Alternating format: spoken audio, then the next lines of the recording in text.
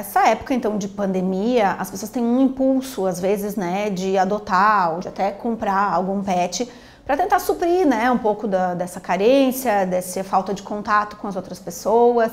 Ter um animal de estimação é uma coisa fantástica. Como o próprio nome diz, estimação é uma relação afetiva, de afeto, de carinho, e isso traz bem-estar.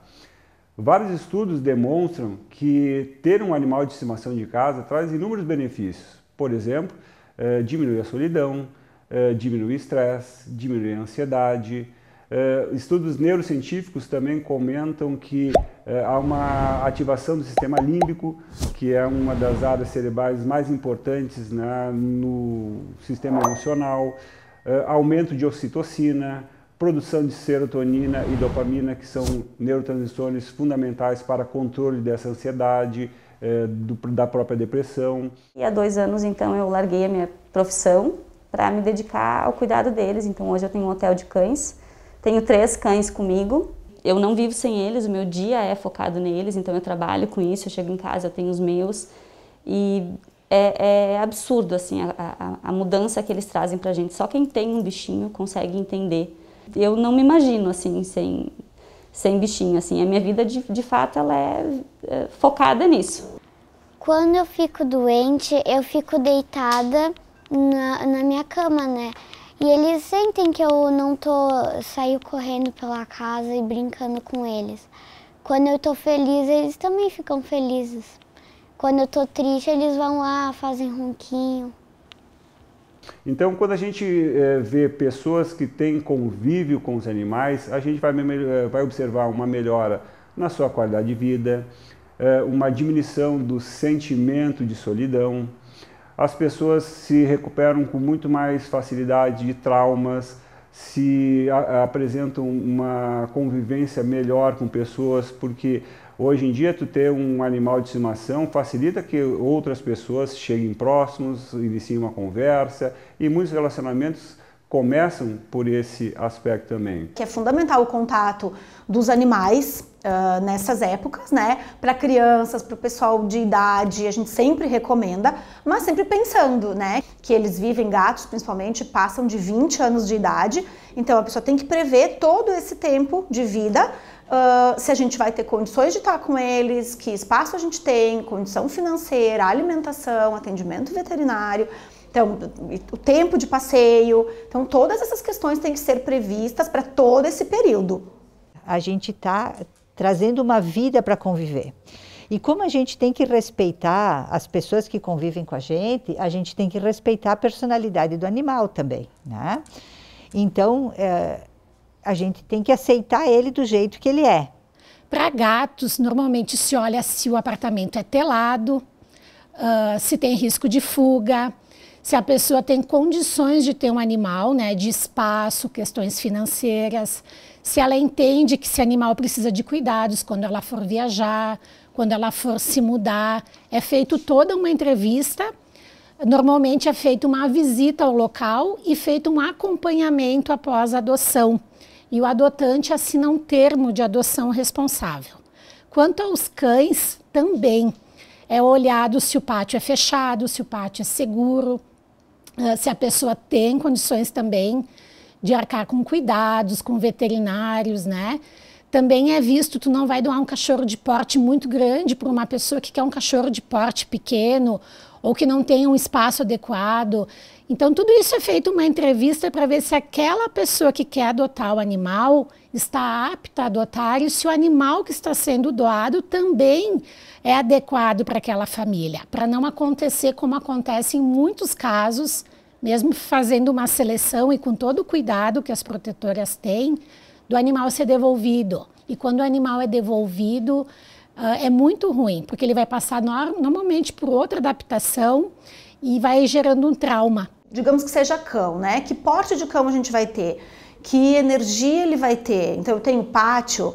Se vai ser para apartamento, eu tenho disponibilidade de fazer caminhada todos os dias, ou eu tenho condições de deixar ele socializar com outros pets, ele vai conseguir, de repente, conviver com outros, né, seja em recreação, né, ou hotel, ou eu mesma consigo proporcionar, né, esse exercício e essa convivência, né, com eles também, porque é muito triste, assim, a gente vê, às vezes as pessoas, né, adotam ou compram pets e eles ficam o dia todo sozinhos. Aí vai gerar estragar móveis, vai levar, né, a transtornos, às vezes, de comportamento, de automutilação, lamber mãozinha. Muitas das pessoas falam, tá com algum problema de pele na pata, e não é pele, isso é comportamento.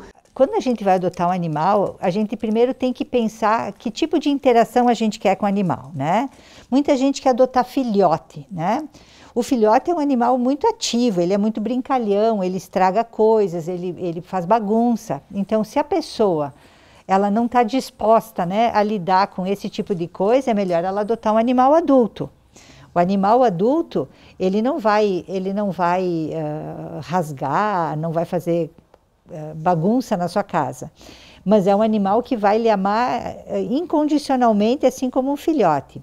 Quando a gente decide pegar um filhote, quando a gente está buscando um bebê, quando a gente pode deixar o paciente com a mãe e com os irmãos, o que é indicado é aproximadamente 60 dias. Então, tanto para amamentação, para a alimentação ideal desse pet, e também a parte psicológica é fundamental, porque a mãe e os irmãos, eles fazem aquela educação também. Então eles começam com as brincadeiras de morder, e aí a mãe vai corrigir quando ele está exagerando. Então isso evita que o pet fique agressivo quando ele cresce. Aí às vezes a gente tem aquele cão que não sabe brincar, que ele é estabanado demais na brincadeira, ele aperta demais na mordida, porque ele não teve socialização. Tem animais que ficam no pátio, tem animais que ficam dentro de casa, depende de como a família trabalha com isso e também do jeito do animal. Tem animais que gostam de ficar muito do lado de fora, de brincar, mas os animais têm que ter uma casinha, né? Os que ficam fora, eles têm que estar protegidos do frio, eles têm que ter a sua comida e sua água, a água trocada diariamente. Os filhotes, eles demandam um cuidado mais frequente, né? Na verdade, até a gente ajustar toda a rotina deles. Então, a gente sempre recomenda fazer uma consulta pediátrica para a gente conseguir explicar os protocolos, tudo como é que a gente tem que fazer, assim, de forma mais adequada para aquela situação. Quando o pratinho dela tá mais vazio de manhã, né, eu encho. Ai, tu ia ficar aqui. Água eu troco às vezes, brinco com ela, fico fazendo carinho na bichinha. A gente indica muito, né, o contato de pets com crianças, mas a gente tem que ter o bom senso, né, de que a partir de que idade a criança tem condições e sabe brincar com aquele pet. Muitas vezes acontece acidentes até, e isso é falta do adulto, né, tá monitorando. Eu já acho bem interessante, assim, quando a criança cresce um pouquinho mais, aproveitar esse pet para começar a delegar responsabilidades. Eu acho que é bem educativo, né, eu acho que passa uma responsabilidade, ensina já o amor, né, com eles, a questão do cuidado. Então a vacina, ela é feita individualmente, o protocolo, ele é estudado para cada situação. Então, conforme a rotina, né, que ambientes ele circula, né, se vai para hotelzinho, banho e tosa muito frequente. Então, esse tipo de situação vai necessitar um protocolo específico, né? Gatos, mesma coisa, se o gato fica sempre mais preso, né, um pouquinho diferente de cão, porque o gato geralmente de apartamento não sai, né, não faz passeios. Então, que vacinas ele precisa e inclusive que intervalo de vacina. Normalmente eu indico fazer o protocolo vacinal, né, do filhote e programar a esterilização logo em seguida. As fêmeas a gente consegue fazer um pouquinho antes, os machos a gente indica fazer próximo de 5, 6 meses, né? Gatos às vezes a gente espera um pouco mais, depende do desenvolvimento de cada pet, por isso também não pode usar uma regra geral para todo mundo, né? Alguns depende do porte, o cão de porte grande ele pode ter um período um pouquinho diferente do cão de porte pequeno, então isso tem que ser analisado entre, né, a família e o médico veterinário. O mais importante é a castração, né? A castração é super, super importante para fêmeas, para machos. Por quê? Porque a castração impede que eles entrem no cio, impede fugas, né, de machos, impede gravidez psicológica de fêmeas, desenvolvimento de tumores para machos e para fêmeas. Aí as pessoas dizem, mas eu adotei ele já mais idoso, é perigoso castrar. Não, não é perigoso. A castração é uma cirurgia simples, existem boas clínicas para animais adotados aqui na nossa cidade e em várias cidades a gente consegue castrações a preços de baixo custo, né, que várias ONGs oferecem parceria. As castrações, também, a gente também chama de esterilização, né? Ela consiste na fêmea, pode ser retirada de ovários e útero ou retirada só de ovários, também depende de cada técnica, né? O mais comum é retirada total de útero e ovários, e no macho é a retirada de testículos. Existe também a vasectomia, que seria só a ligadura, né, assim como é feito em humanos, mas ela é bem pouco utilizada. Mas a gente precisa fazer todos os exames pré-cirúrgicos, que vão depender de cada faixa etária, de cada espécie também, que cuidados a gente tem que ter pré, mais relacionado com a anestesia mesmo, né, a situação cardiorrespiratória do paciente, né, e renal também, para saber as medicações do pós-operatório que podem agredir também rins, então a gente tem todo esse pré. O trans é bem importante também, né, que é o momento em que o paciente está anestesiado, em que está sendo realizada o procedimento. Eu considero muito importante a gente ter uma equipe para isso, né, um médico veterinário anestesista que se preocupe com a questão de controle de dor, da profundidade anestésica do paciente, para ele não estar superficial e também não muito profundo. Então depende de um especialista, uma pessoa experiente nessa área, para ter esse cuidado, para a gente ter um procedimento de mais qualidade possível. E tem o cirurgião, né, que vai se preocupar com o procedimento cirúrgico. A esterilização pode ser feita com qualquer idade, tá? Não tem um impedimento. É claro que quando a gente tem um paciente mais idoso, ele pode ter riscos maiores pelo procedimento, né, principalmente anestésicos.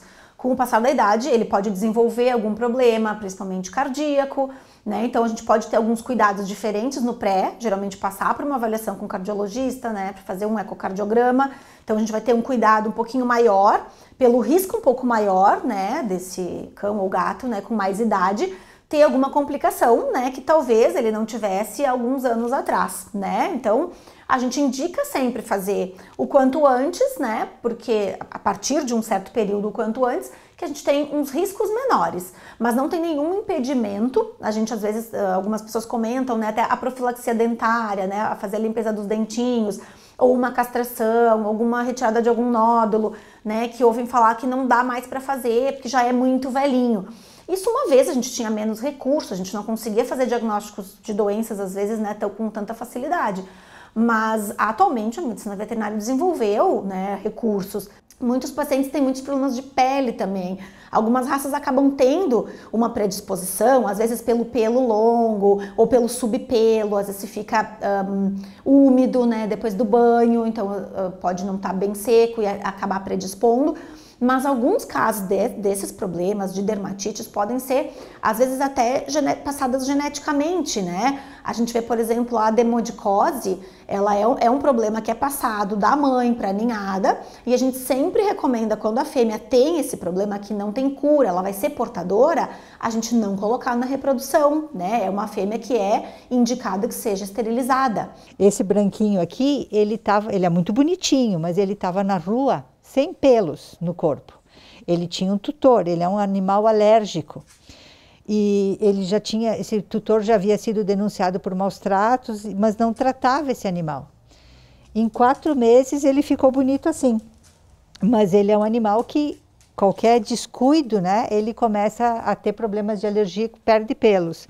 Então ele tem que, ele não pode ser adotado por uma pessoa que não tenha cuidados com ele, né? Alguns pets são mais sensíveis, eles têm necessidade, eles têm doenças crônicas que precisam de contato direto, que, por exemplo, um pet diabético, ele precisa de monitoramento o tempo inteiro. Algumas problemas de pele precisam de controle, né? Que não tem às vezes cura. Um cão atópico, ele precisa ter o controle sempre, ele não vai ter cura. Mas alguns que são saudáveis, a gente pode fazer check-up anual durante a vida adulta. E quando ele atinge mais uma idade, a maturidade, e já passando por uma fase geriátrica, que a gente chama, né, a partir de 7, 8 anos, dependendo do porte, até a partir de 9, a gente começa a indicar também os check-ups a cada 6 meses.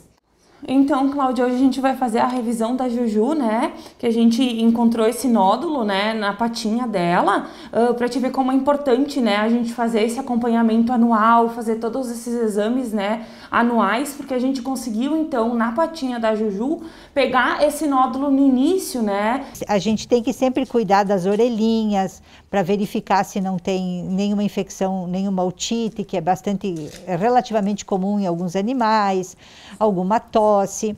E sempre que tiver alguma coisa diferente, né, que a gente vê que ele está com um comportamento diferente ou não está comendo adequadamente, a gente tem que levar no veterinário, fazer uma consulta e verificar o que ele tem. A limpeza dos dentes, por exemplo, é muito importante. Às vezes a gente pensa, não, tá muito velhinho, não quero, né, tenho medo. Claro, a gente entende, né, é um filho da gente, é um membro da família, a gente não quer arriscar. Mas às vezes a qualidade de vida dos pacientes, depois que a gente consegue fazer esse procedimento, ela muda muito, ela melhora muito. Faz o procedimento e a pessoa fala, nossa, ele rejuvenesceu anos, né, então tá mais alegre, tá mais feliz, a gente nota que tem mais vontade de brincar. Então agora a gente vai examinar essa mocinha, né, já que a Juju é uma senhorinha de 10 aninhos já, né, tem um histórico ali do nódulo que a gente encontrou na pata na outra consulta, e nessa última consulta, então, a gente acabou encontrando outro nódulo aqui nessa patinha de trás.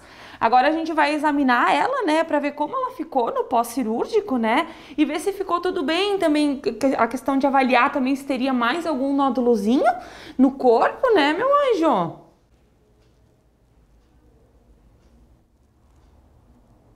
Então aqui a parte da cicatrização da patinha da Juju aqui, né, que tinha o nódulo, né, tá bem bonito, já secou, já cicatrizou. Reavaliações anuais também continuam sendo muito importantes, né, no caso dela e no caso de todos os pacientes, né, na verdade, porque daí a gente consegue pegar essas doenças, esses nódulos no início e a gente consegue iniciar o tratamento, né, e tem uma taxa de sucesso muito maior. Esse check-up, ele inclui não só o exame físico, né, a anamnese, uma conversa com o cliente e uma conversa sobre os hábitos do cão, sobre a alimentação, toda a orientação de mudança de fase, porque às vezes a mudança da fase, ela também requer a mudança alimentar, então do filhote para o adulto, do adulto para o sênior, né, a gente pode mudar algumas coisas na rotina deles, mas também a gente precisa de exames, né, exames laboratoriais, que vão passar mais informações pra gente, né, que a gente não consegue só ver no exame físico. Então toda a prevenção, ela é melhor do que o tratamento, né? Então essa daqui é a nossa pacientinha Mel, ela chegou porque ela estava com secreção na vulva, então a gente foi fazer o exame físico, né, através do exame físico nós identificamos uma possível piômetra, porque ela não era castrada, ela já tem 13 anos, né, nós fizemos exames de sangue, nós fizemos ultrassom e imediatamente após o diagnóstico ela foi encaminhada para cirurgia. Então a cirurgia foi feita no plantão. Após isso, após a estabilização dela, ela veio aqui para o canil, que é onde a gente tem, né, os boxes individualizados para cada paciente. Então após isso ela ficou internada em torno de 72 horas para estabilização. E após novos exames sanguíneos que nós fizemos nela, hoje ela está apta para ter alta então. Todos esses cuidados de pré, de trans e de pós, eles são provavelmente, né, os cuidados muito semelhantes aos que a gente tem nas nossas cirurgias, né, com procedimentos nossos, de nossos familiares, né. Muito clássico é a alta realmente, né, a gente precisa ter algumas horas de pós sendo observado no ambiente hospitalar para poder ser liberado. Então, o que normalmente, né, precisa urinar, precisa se alimentar primeiro, né, para poder ver se a pessoa está deglutindo normal, se ela está conseguindo urinar normalmente. Então, que é mais ou menos as mesmas coisas que a gente precisa fazer aqui, guardando algumas proporções. Os vermes, de uma forma geral, né, os vermes longos, vermes chatos, a giardia, né, que é um protozoário que a gente tem, eles passam pra gente também. Então a gente convive muito próximo, né, dorme com os cães, com os gatos, fica muito próximo deles, a gente pode pegar, né, se contaminar também, e crianças também podem se contaminar. Então a gente sempre indica fazer um controle, né, de vermífugo, mas eu também não recomendo que a gente faça isso tão frequente. Tem algumas pessoas que fazem todo mês ou que fazem a cada 2 meses. Assim como em antibióticos, que a gente fala muito de resistência, né, bacteriana, a gente tem resistência aos parasitos também com relação aos fármacos. Geralmente eu falo a cada 6 meses, entre 6 meses e 1 ano, dependendo da rotina, mas quando começa a esquentar, a gente tem muitas doenças que são transmitidas por pulga e carrapato. Então a prevenção desses parasitos ela é bem importante. Então, alguns vermífugos até que a gente usa, que funcionam para esses parasitos, eles funcionam para vermes internos também. E esses produtos, né, antipulgas, os carrapaticidas, os vermífugos, eles têm várias formas de apresentação, né? Os mais clássicos de vermífugos a gente usava sempre comprimido, né? Agora a gente já tem, principalmente para gatos, usa bastante os spot-on, que eles são transdérmicos, né? Eles são absorvidos pela pele. E a gente tem até produtos mais longa ação, que são viorais, né? Que não eram como os vermífugos antigos, que era mais na hora, né? Tinha uma ação mais curta. A gente tem alguns produtos de longa ação vioral também. Então, para cada paciente vai ter uma forma mais fácil. Então, os gatinhos, eles também precisam de cuidados veterinários como qualquer outro animal. Então, anualmente, as vacinas, né? A gente leva na veterinária fazer as vacinas. Precisa dos vermífugos, né, a cada 6 meses. E a Mônica, por exemplo, ela já é idosa, né? Então ela já comeu uma ração especial para gatinho idoso. A Sofia é mais jovem, daí come uma ração para gatinho castrado. E sempre ficar de olho no bem-estar, né? Se eles não estão tão animadinhos, se eles estão passando mais tempo dormindo, mais deitados, se eles estão mais tristinhos, também levar no veterinário em qualquer sinal, né? A alimentação é uma questão que é muito importante também para os pets, né? Porque a gente tem atualmente mais variações, né? Uma vez era muito mais limitado e era, na verdade, há vários anos atrás não tinha esse cuidado e era restos de comida, né? A gente via, né, algumas doenças que desapareceram praticamente, né? Doenças de crescimento, né? De desenvolvimento, porque a gente tinha problemas de equilíbrio, né? Então, depois com o surgimento da alimentação industrializada e balanceada, a gente facilitou muito, né, para a rotina, para quem tem muitos cães, pela correria do dia a dia. A gente tem um produto que ele fica armazenado seco, né? Ele tem um teor de água baixo, então ele não estraga, né? A gente não precisa refrigerar e tem a medida, é muito fácil ver a quantidade que cada um deve comer. Então, assim, o que eu considero muito importante é a gente usar o produto para faixa etária, né, e para espécie. E uma ração de boa qualidade, não precisa ser a ração mais cara que existe na pet shop, né? Mas uma ração com teor adequado de proteínas, né? E os cuidados, né? Gatos, a gente tem um hábito totalmente diferente também, que eles têm eles têm hábito de comer várias vezes quantidades pequenas por dia. Eu considero, né, adequado para cães a gente fazer 3 refeições por dia até mais ou menos 6 meses de idade, dependendo do porte, até um pouco mais. Adultos podem se alimentar 2 vezes ao dia, a gente nunca recomenda fazer alimentação uma vez só ao dia, principalmente porte grande, porque eles comem um volume muito grande de uma vez só e pode predispor à torção, que é um quadro bem grave, né? Então, claro, aí dependendo de cada situação, tem que ter um controle de obesidade, o controle, né, de um paciente que está abaixo do peso ou que está acima. Isso o médico veterinário pode fazer uma avaliação de score corporal e fazer uma adaptação, né, uma dieta diferente, assim, que tenha calorias menores, né, na mesma uma porção, para a gente não causar um problema para o pet, né, de ansiedade. E também atualmente a gente tem mais a opção da alimentação natural. Ela tem que ser organizada por um médico veterinário, de preferência por alguém com uma experiência em nutrição, né, que consiga fazer o balanceamento daquela dieta.